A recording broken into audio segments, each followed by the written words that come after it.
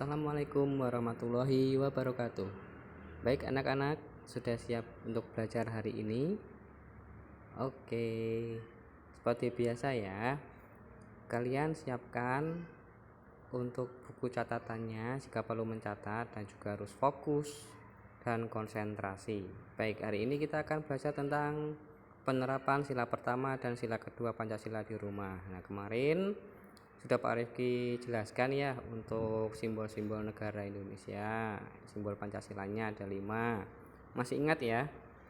Nah, untuk saat ini kita belajar tentang penerapan sikap sila pertama dan sila kedua. Nah, ini ada lagu yang judulnya Syukur. Ciptaannya yaitu Bapak Husein Mutahar. Ada yang tahu lagu Syukur? Nah, kalian bisa belajar ya.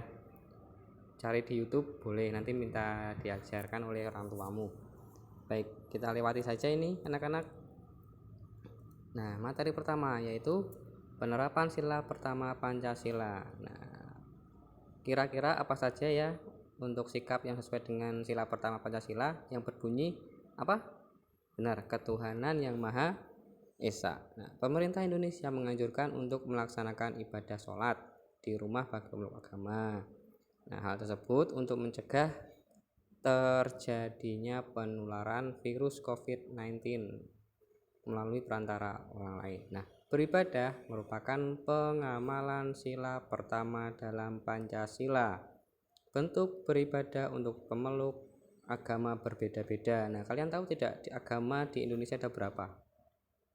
Siapa yang tahu? Nah, nanti kita bahas ya. Kalian sudah tahu? Kalian berarti pintar. Nah, ini ada cerita. Ayah bercerita kepada Uis bahwa masjid di sekitar rumah ditutup sementara untuk mencegah penyebaran virus COVID-19. Ayah berkata bahwa beribadah bisa dilaksanakan di rumah masing-masing. Selain salat berjamaah, aku juga belajar mengaji bersama ayah. Ayah selalu mengingatkan untuk berdoa sebelum dan sesudah mengerjakan suatu. Ayah juga mengingatkan untuk bersyukur kepada Tuhan atas segala kebaikan yang diterima. Umat agama lain pun juga melaksanakan ibadah dari rumah.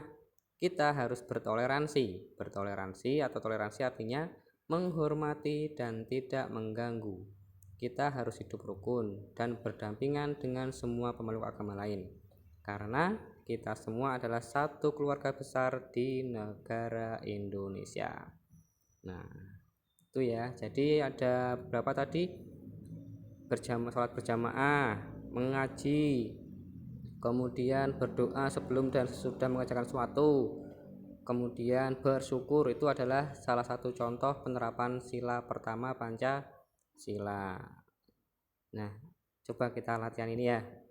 Nah, di sini ada, berilah tanda checklist pada sikap yang sesuai dengan pengamalan sila pertama Pancasila. Baik, yang nomor 1, berdoa untuk keselamatan negeri Indonesia. Apakah sesuai? Ya, sesuai. Kita checklist ya. Nah, kemudian nomor 2, mengejek bentuk ibadah agama lain. Nah, jelas mengejek tidak baik. Nah, berarti disilang saja. Kemudian berdoa sebelum makan. Nah, kita checklist. Ini sesuai sila pertama. Bertoleransi dengan pemeluk agama lain tadi sudah dibahas ya. Kita checklist. Nah, kemudian bersyukur diberi kesehatan. Nah, tadi bersyukur. Nah, benar. Kita checklist lagi. Mengganggu ayah yang sedang beribadah. Sesuai tidak? Benar, tidak sesuai. Mengotori tempat ibadah? Nah, tidak sesuai. Tidak boleh ya. Menjauhi teman karena berbeda agama? Ini juga tidak boleh. Kemudian menjaga kesehatan sebagai bentuk syukur kepada Tuhan? Benar. Kemudian malas beribadah? Nah, bukan ya. Nah, ini salah satu atau beberapa contoh tentang penerapan sila pertama Pancasila. Sudah paham ya? Nah, kemudian mengenal tempat ibadah. Nah, ini tadi umat beragama di Indonesia ada 6. Ada Islam, Katolik, Kristen, Hindu, Buddha, dan agama Konghucu. Nah, ini ada masjid untuk pemeluk agama Islam. katedral untuk pemeluk agama Katolik, gereja pemeluk agama Kristen Protestan. Kemudian bawahnya pura untuk pemeluk agama Hindu tempat ibadahnya, vihara untuk agama Buddha, dan ini ada kesalahan ya anak-anak ya, kelenteng untuk pemeluk beragama Konghucu. Nah, di sini ada salah ini. Hindu ini salah, yang benar adalah Konghucu ya, bisa dicatat ya. Baik, kita lanjut. Nah, di sini tadi gambar-gambarnya. Nomor 1 tadi apa itu? Katedral untuk Katolik. Nah, benar, ada masjid untuk Islam, kemudian pura untuk agama Hindu, gereja Protestan, kemudian vihara untuk agama Buddha, kelenteng untuk agama Konghucu. Bisa ya? Nah, kemudian sila kedua Pancasila. Nah, ini beberapa contohnya. Untuk mencegah penyebaran virus COVID-19, salah satu usaha pemerintah adalah meminta warga Indonesia untuk berdiam di rumah. Selama berdiam di rumah, Dayu melaksanakan pembelajaran dan kegiatan yang bermanfaat. Nah, ini membereskan tempat tidur sendiri, rukun dengan saudara, kemudian berolahraga, membaca buku, membantu orang tua, mengasuh adik, menyiram tanaman, membersihkan rumah, dan lain-lain. Nah, ini ada bacaan lagi. Kak Neni dan Jajang adalah kakak beradik. Mereka saling menyayangi. Kak Neni dan Jajang senang bermain bersama. Nah, ini saling menyayangi, penerapan sila kedua. Jajang senang belajar bersama Kak Neni. Kak Neni juga membantu Jajang belajar. Mereka selalu rukun. Nah, selalu rukun. Juga penerapan sila kedua. Ayah dan ibu senang melihatnya.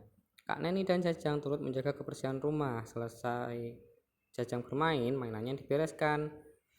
Setelah kakak Neni belajar, buku-bukunya dirapikan kembali. Nah, itu juga penerapan sila kedua ya. Kak Neni dan Jajang membuang sampah pada tempatnya.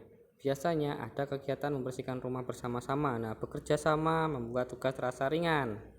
Rumah menjadi rapi dan bersih, rumah pun jadi nyaman ditempati. Nah, itu adalah beberapa contoh dari bacaan tersebut yang menerapkan sila kedua Pancasila.